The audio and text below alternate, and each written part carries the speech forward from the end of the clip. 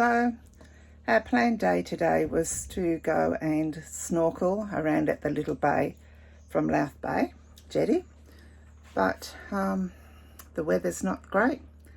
It's even a little bit drizzly, which you can't complain about because it's so dry down here in South Australia.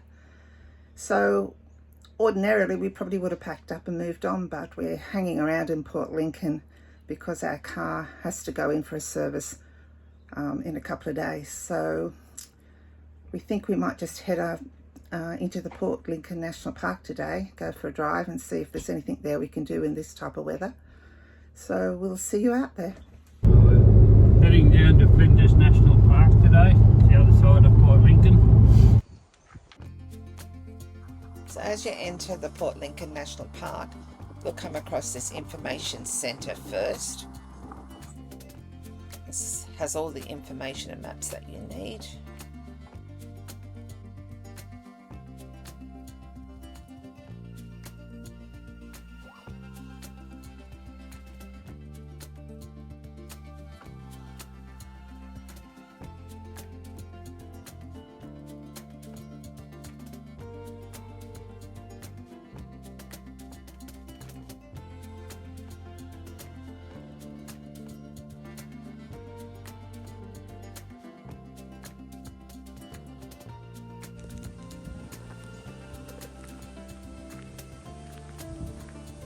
Going down. So we're just at Stanford Hill and there's walks to do from here, but we're just coming down to check out the water at the moment.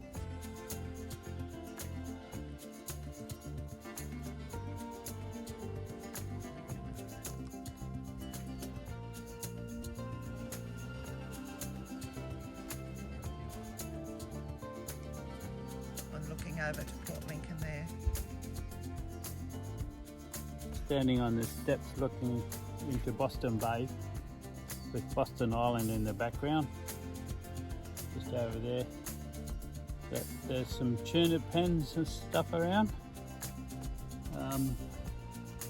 Apparently some tuna got out the other day, so there's been a lot of fishermen over there trying to catch some. Oh, what that guy say? $1 billion worth. $1.2 million worth got out the net.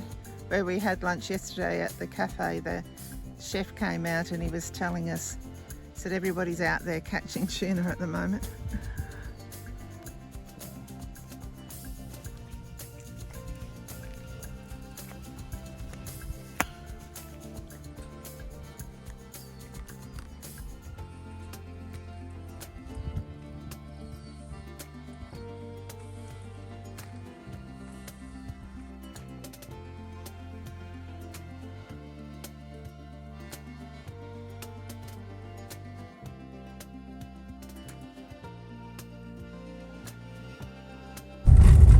Looks like we hit the dirt. We're heading out to Spalding Cove. It looks like the sun's coming out, so by the time we get to Spalding Cove, hopefully it might be a bit more pleasant. A few less stray clouds around. Whoa. So this is our turn off down to Spalding Cove. It looks a bit of a goat track. Just had to stop as somebody was coming out. So let's hope we don't meet anybody else on our way down here. You wouldn't bring a caravan in here? No.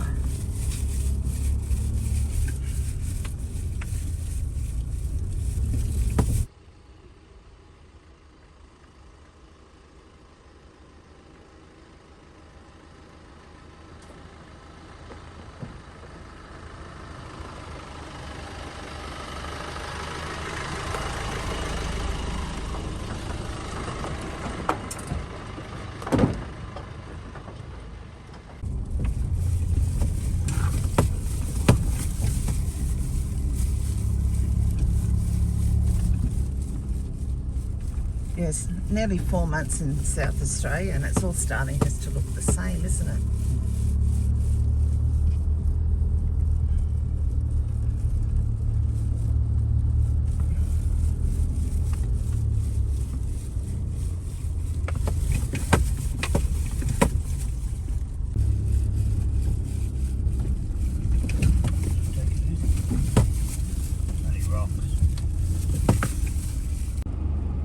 So this is a little bit of a goat track, but every now and then you get a little pull-out section like that. So if you do happen to meet someone coming the other way, you don't have too far to reverse back.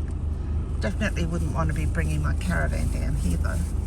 Got quite a few overhanging branches, and you'd get quite a few pinstripes down the side, either side of the track. Yeah, maybe a camper trailer you would bring down. So we've got down to Spalding Cove.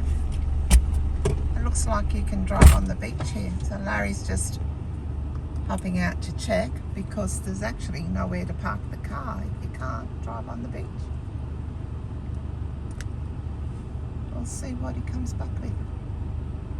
We wanted to stay here a little while because I think the sun's starting to come out. We thought it might be a nice spot to have some lunch. So Lara's just decided that we'll take this little track, which is where the camping area is. Obviously, oh, that might be better to park if we don't want to drive on the beach then. Yeah, so maybe we'll just have a picnic up here rather than risk driving on the beach when we haven't checked out tides or anything, although it is very low tide at the moment.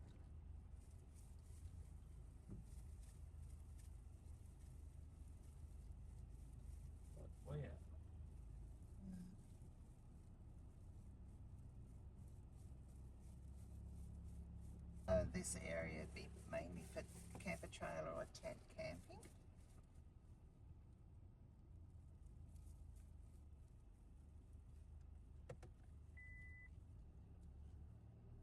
We might just park up here and check out the cove.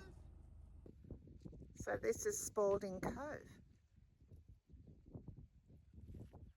It's very nice, especially now that the sun's coming out. Low tide, of course.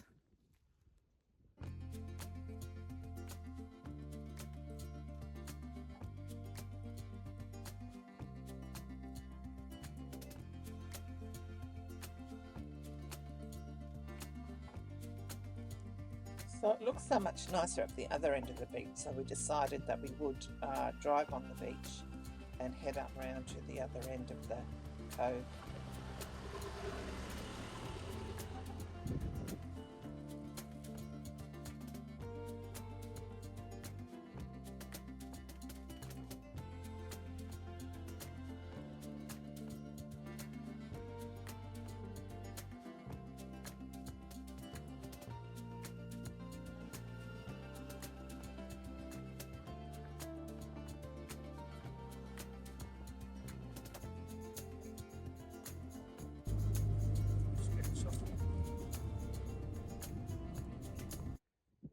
So we've driven all the way down to the other end of Spalding Cove.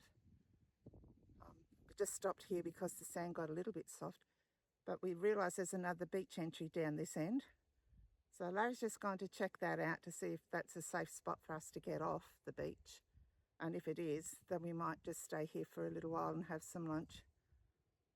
We don't want to risk getting stuck down here. And just behind me, I don't know if you can see, it looks like there's a couple of lovely little covey beaches just around from the rocks, which would be lovely to explore. Maybe we might get the kayaks out. I'll see what Larry says when he gets back. Here he comes now after his little mission. You know what would be nice? What? If we could take the kayaks out. Do you think we'd have time to do that? And you didn't. So after a little bit of discussion, we decided the time it would take us to blow up the paddle boards, that we would just put our swimmers on and walk around through the water and around the rocks.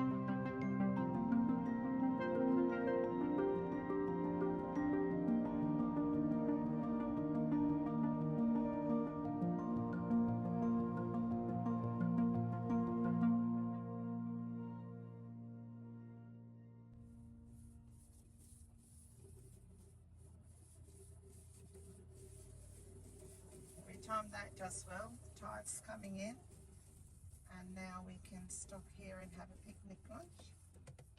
So we ended up coming back down the beach the whole way because we knew this little picnic area was down this end. We're just getting out our little burner, little hot plate. We're going to just cook up some sausages and have a bite to eat before we head back. Not a bad little spot to sit and have some lunch. Tide's come in quite a way since we were down the other end.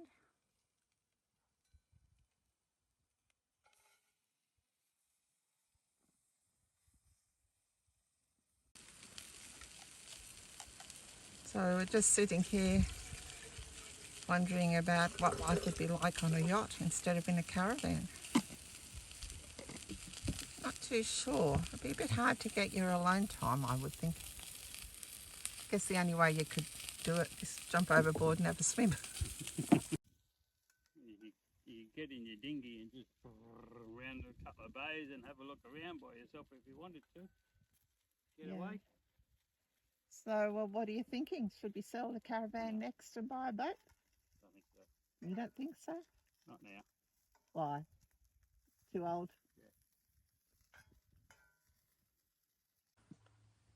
Yeah. Let that cool down a bit. Put the milk in the fridge. Oh, you can put the pasta in the fridge too if you're going that way. Fridge. That's all we got left. Yep. That's beautiful. Thanks, Cook.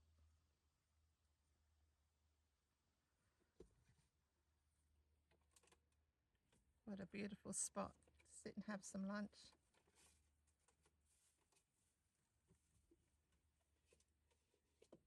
There's the family of black swans have arrived too over there, but they're a bit far away to see.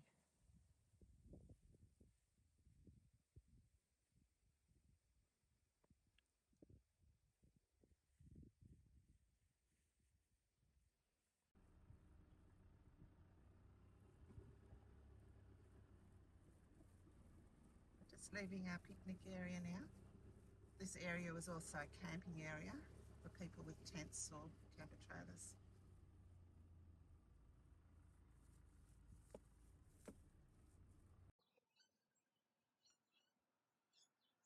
See you next time.